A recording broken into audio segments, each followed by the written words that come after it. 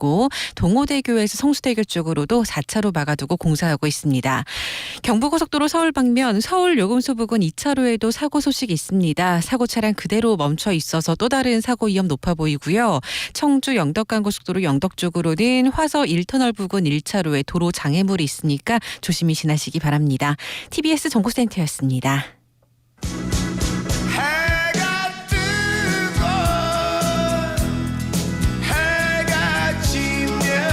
안녕하세요. 전인권입니다. 예, 제1구의 허리케인 라디오 지루하지 않아요. 에이.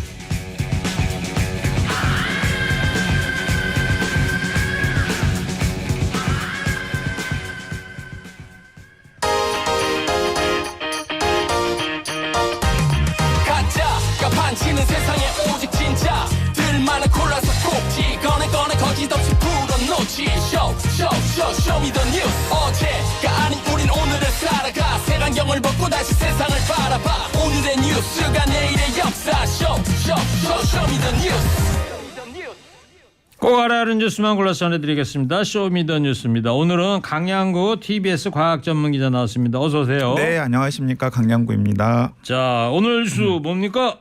젊은 치매. 네.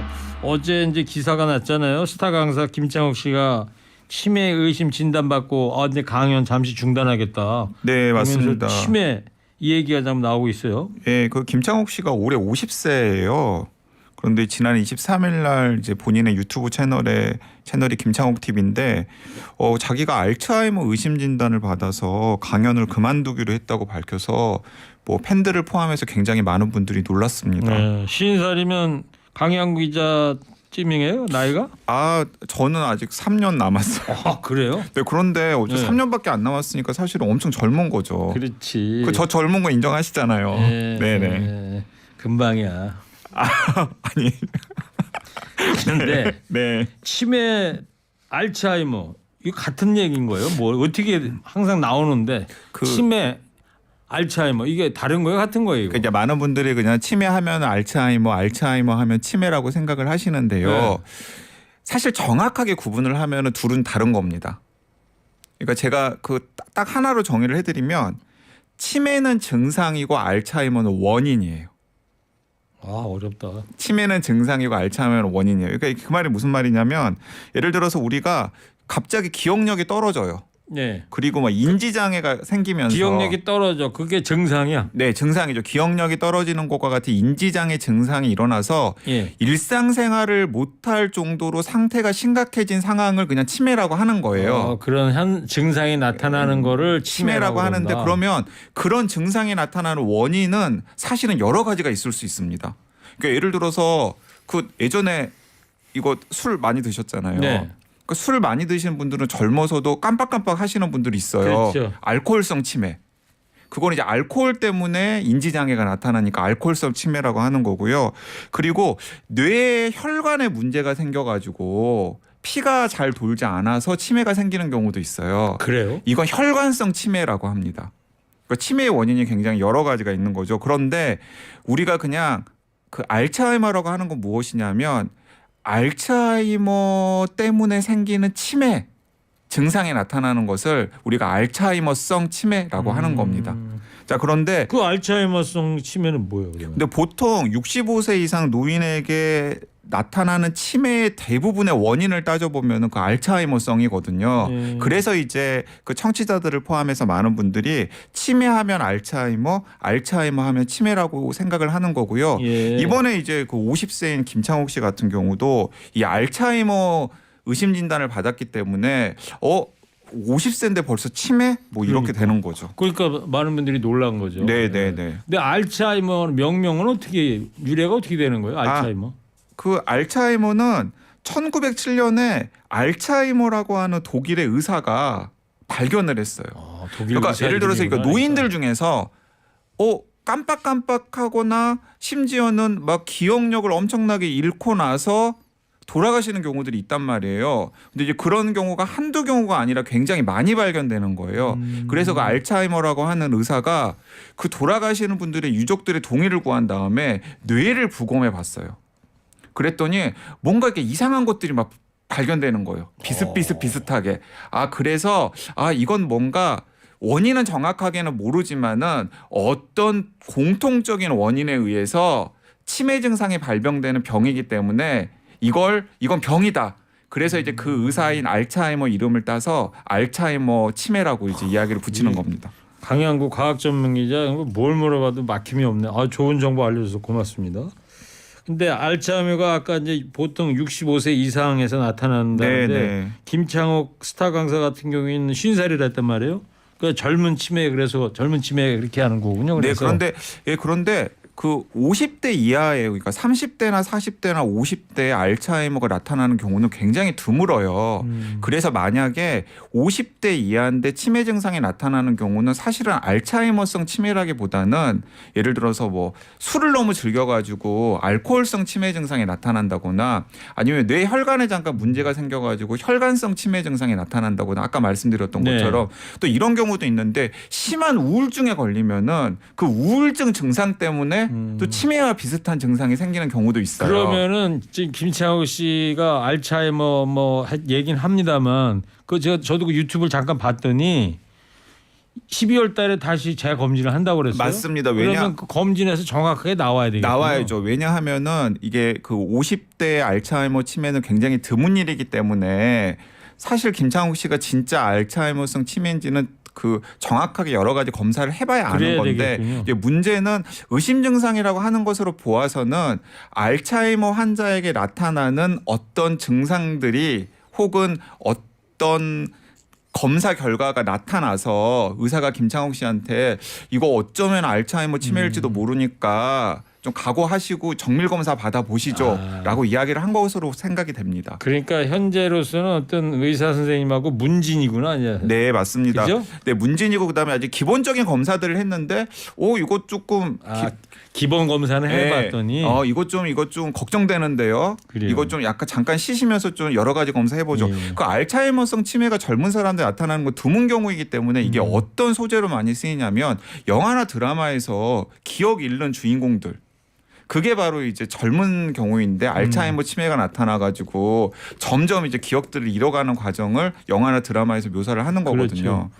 무슨 첩보 영화 같은데 보면은 CIA 전직 첩보원인데 모든 기억을 다 잊어버려. 아니, 그건 알츠하이머 치매는 아니에요. 알았어요. 미안해. 네네네. 근데 그 미국의 옛날에 이제 고 레이건 대통령이 로널드 레이건 대통령이 알츠하이머로 돌아가셨잖아요. 네, 그러셨죠. 그 양반이 돌아가기 전에 전 국민한테 알렸잖아요. 친애하는 국민 여러분, 제가 알츠하이머에 걸렸습니다. 그러시다가 이제 몇 년 뒤 이제 작고를 했는데, 자 그러면 알츠하이머 이 치매 이게 생기는 이유는 알아요? 원인? 사실 모릅니다.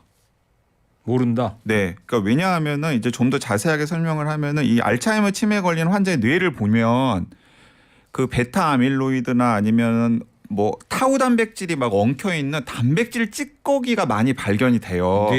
뇌에. 그리고 그게 공통적인 으로 관찰되는 현상이에요. 그래서 많은 과학자들이 최근까지도 그 뇌 알츠하이머 환자의 뇌에서 발견되는 단백질 찌꺼기가 알츠하이머의 원인일 것이다라고 추정을 했습니다. 그리고 이제 그 견해가 주류의 견해예요. 지금까지도. 그런데 이제 문제가 생긴 건 뭐냐면 최근에 그 단백질 찌꺼기를 제거하는 신약을 개발을 했거든요. 그래요? 네. 근데 그 신약의 약효가 신통치가 않은 거예요. 임상 중입니까 그럼? 임상 시험을 통과해서 FDA 허가를 받은 것도 2종이 있습니다.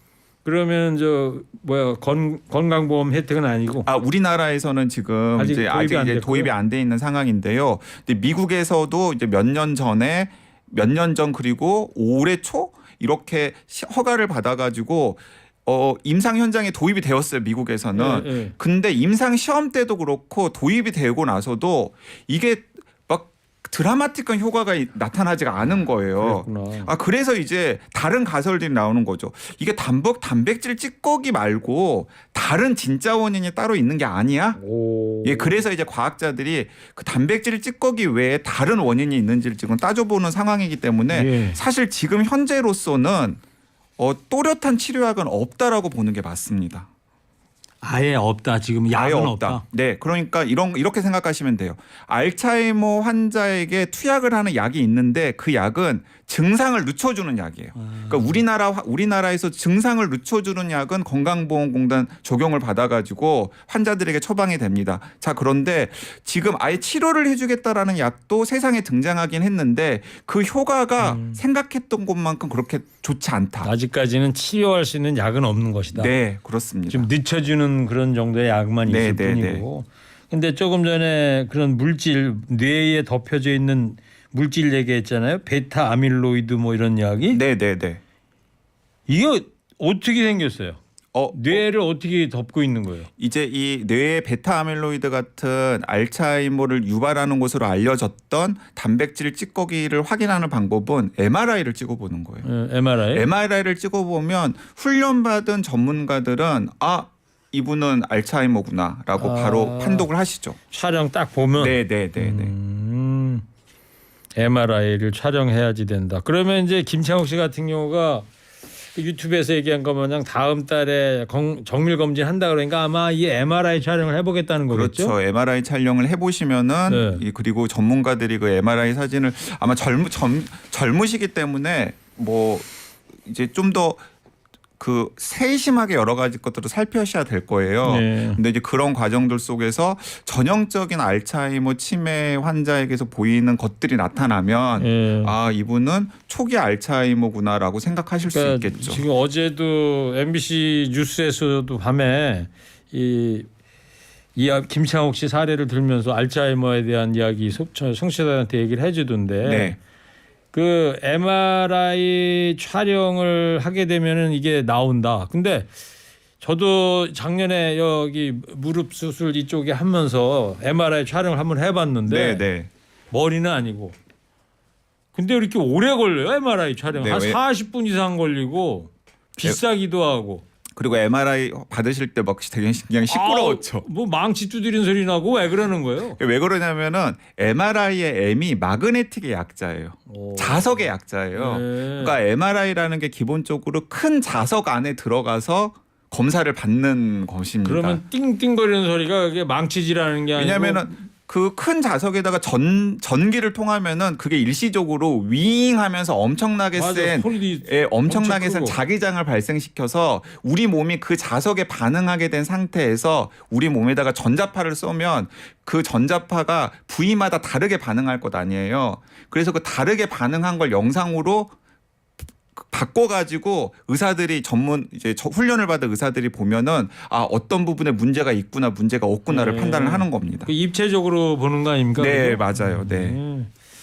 그래서 근데 우리 시간도 오래 걸려. 근데 시간도 오래 걸리죠. 왜냐하면 일단 전기를 통약을 해가지고 자석을 크게 만들어서 우리 몸을 일시적으로 자석에 반응하는 상태로 만든 다음에 예. 또 거기에다가 전자파를 쏘고 뭐 이런 일련의 과정들이 필요하기 그래요. 때문에 시간이 좀 오래 걸리는 거죠. 그러면은 이 알츠하이머가 그러니까 어제 이 뉴스 접하신 분들 저 같은 경우도 그러던데 저도 아직 뇌 MRI는 촬영해 본 적이 없거든요. 네. 이거 건강보험 혜택이 됩니까? 근데 예를 들어서 이런 거죠. 여러 가지 기본적인 검사를 한 다음에 의사 선생님께서 이건 좀 약간 치매 의심을 해봐야 되겠는데요. 한번 MRI 찍어 봅시다. 예. 이러면 이제 건강보험이 되는 거고요. 예. 근데 예를 들어서 그냥 괜히 불안한 거예요. 그러니까 괜히 불안해서 저기 뇌 MRI 한번 찍어보면 안 돼요? 라고 찍으면은 이제 본인이 부담을 하셔야 되는 거죠. 그건 비급여가 되는 네, 거고. 그렇습니다. 의사 선생님께서 당신은 이거 좀 이상하다. 이상하다. 이건 찍어봐야 되겠다. 그러면은 이제 건강보험 혜택을 받는 거고. 야, 근데 그러면 내가 요즘 뭐 기억력이 좀 뚝뚝 떨어져 또 이런 뉴스 봐. 네. 이러면 MRI를 찍고 싶은데 네. 비싸고. 네. 그러면 MRI 말고는 다른 검사는 없어요? 이게 알츠하이머 발견할 수 있는? 이제 알츠하이머인지 아닌지를 판단하는 기본적인 문진 검사 같은 것들이 있는데 사실 그건 정확하지가 않고요. 정확하지 않고 예를 들어서 뭐 문진 검사를 해본 다음에 점수가 몇 점 이하로 나오면 이건 치매일 수도 있기 때문에 여러 가지 검사를 해봅시다라는 식으로 결국에는 하는 MRI로 가야 돼요. MRI로 가야 되는 진짜 거죠. 궁금하다면 네, 의사 선생님이 당신 안 되겠습니다. MRI 촬영하세요. 네 맞습니다. 이래거나 아니면 비싼 돈 내고 직접 한번 찍어보겠다고 그러든가. 예를 들어서 뭐 그 뭐 저희 아버지 일이니까 제가 말씀을 드려도 될 것 같긴 한데 저희 아버지께서 선망에 한번 오셨어요. 오. 네, 선망에 한번 오셔가지고 잠시 기억상실증 걸리신 거예요. 그래가지고 제가 모시고 이제 서울에 있는 큰 병원에 갔더니 거기서도 기본적인 인지검사 같은 것들을 한 다음에 예. 근데 인지검사 결과가 나쁘지 않았거든요. 이제 그럼에도 불구하고 한번 선망에 오셨던 경험이 있기 때문에 혹시 모르니까 MRI 한번 찍어 봅시다. 그래서 MRI 찍었는데 이제 깨끗해가지고 이제 아버지도 저도 걱정을 덜었었는데 안심을 했군요. 이제 그런 일련의 과정들이 이제 있은 후에 이제 검사를 받고 그 검사 결과 아 이게 알츠하이머성 치매인지 아닌지를 판단하게 되는 겁니다. 그러면은 이 최근에 MRI를 촬영하신 분들이 계실 거 아니에요. 네. 청취자분들 중에. 그러면 영상의학과 선생님이 그 판독을 할 때 여기에 이상한 물질이 있다. 그런 얘기를 안 한 분들은 안심해도 되겠네요. 알아요. 그러니까 만약에 뇌 MRI를 찍으셨는데 MRI도 뭐 부위마다 여러 부위를 찍을 수 있으니까 뇌 MRI를 찍으셨는데 다른 이유로 예. 근데 이제 뭐 그 치매 관련된 이야기를 안 했다 그러면은 예. 그건 걱정 안 하셔도 되는 거예요. 알겠습니다. 네. 자, 그럼 마지막으로 자, 지금 뭐 이 알츠하이머 예방할 수 있는 네. 뭐 그런 거 좀 일단 두 가지로 나눠서 말씀드릴게요. 제가 빨리 말씀드릴 텐데 일단은 본인 집안의 어르신 중에서 치매를 심하게 앓으셨던 분이 계시잖아요. 가족력이 있는 경우에는 본인이 좀 걱정을 하셔야 돼요. 좀 더 주의를 기울이셔야 되고요. 그리고 가족력이 없다고 하더라도 이게 그동안 본인이 살아온 흔적이 치매의 중요한 원인들이 되는 거거든요. 알츠하이머도 마찬가지인데 뭐 운동을 잘 안 했거나 스트레스를 받았거나 뭐 과음이나 과식을 했거나 등등등. 자, 그런데 딱 한 가지 잘 모르시는 게 하나 있더라고요. 그거 제가 이제 오늘 이제 꿀팁으로 말씀을 드리려고 하는데 사실 젊은 사람들한테도 알츠하이머 환자들에서 발견되는 단백질 찌꺼기가 지금 이 순간에도 계속 지금 우리들 머릿속에 지금 노폐물들이 나오고 있어요. 근데 젊은 사람들은 그게 알츠하이머가 안 되는 이유가 뭐냐면 숙면을 취하면은 뇌 척수액이라는 게 나와가지고 그걸 씻어낸다고 합니다. 우리가 자는 동안에 숙면을 취하는 동안에. 자, 그 생각해 보면 어르신들 같은 경우는 계속 늙으니까 잠이 안 와. 그러니까요. 이런 얘기를 많이들 하시잖아요. 그러니까 나이가 들수록 숙면을 취하는 게 굉장히 어려워지고 자 그러면은 젊었을 때는 숙면을 취하는 동안에 뇌척수액이 씻어내리는 그런 단백질 찌꺼기들이 머릿속에 계속 쌓이는 거예요. 자 그러다 보니까 알츠하이머 증상이 나타나게 되고 알츠하이머가 더 심하게 된다라고도 생각할 수가 있는 거거든요.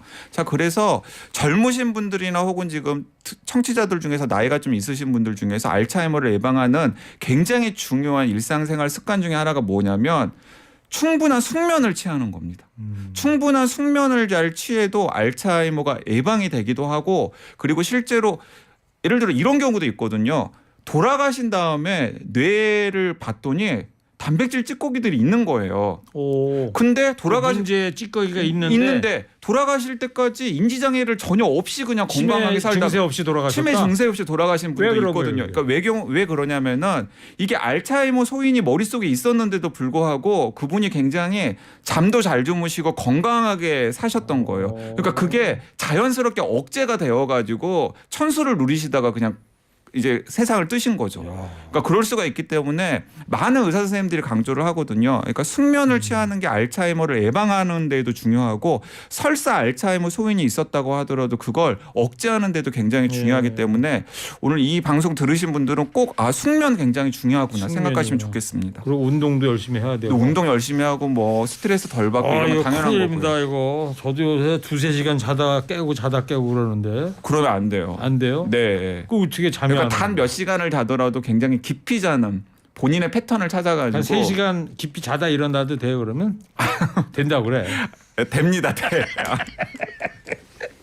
알았습니다. 네. 자, 청취자 여러분, 잠 푹 자는 게 치매 예방법에 아주 제일 좋은 거랍니다. 자, 오늘 강양구 과학 전문 기자.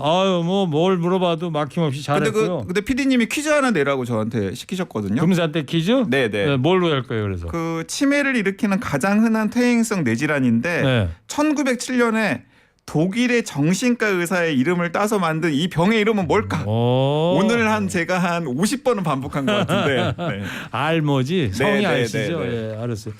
다음에는 우리 숙면에 대해서 한번 좀 얘기 좀 해봅시다. 숙면 좋죠. 예, 네. 숙면 알겠습니다. 가지고도 할 얘기 많습니다. 그래요? 네. 조만간 한번 같이 해보자고요. 자, 지금까지 강양구 과학전문기자와 알츠하이머 얘기해봤습니다. 고맙습니다. 네, 감사합니다. 자, 여러분들 오늘 퀴즈 정답 문자 50원 유료 문자 샵 0951로 좀 보내주시기 바랍니다. 김소연 손준호가 부릅니다. 모든 날의 모든 순간에 위로를 보낸다. 저는 3부에 돌아오겠습니다. 3부에는 오늘 수요일이죠. 조용필이 사랑한 작사가 김순곤 씨가 왔습니다. 끝이 보이지 않는 힘든 일들에 매달